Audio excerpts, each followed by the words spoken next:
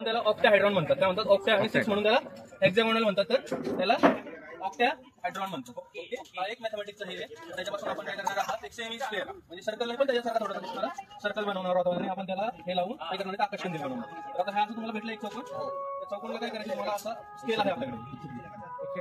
ही scale आहे. त्या स्केलला काय करायचं? आपल्याला ह्या 2 नॉचला लावायचं आणि ही नॉच अशी वरती करून घ्यायची. होल्ड. अशा सगळ्या बाजू काय करायच्या? होल्ड करून घ्यायचं. या सगळ्या अशा नोच वरती धरून काय करायचं? तुम्हाला होल्ड करायचं.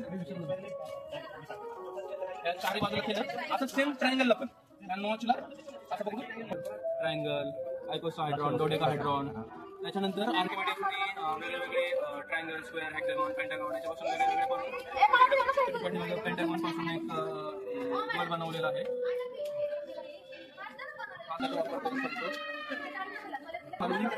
चार आपण हे केलेले आहेत.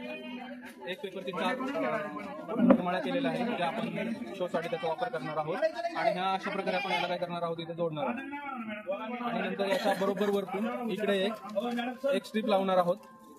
तर याच्यामध्ये फक्त पेपरचा वापर करून आपण हा लँटर्न बनवलेला आहे. पेपर्स आणि फक्त रबर बँड यूज करून मुलांना जेणेकरून याच्यामधून कसल्याही प्रकारची हानी होणार नाही असं आपण लँटर्न बनवलेलं आहे.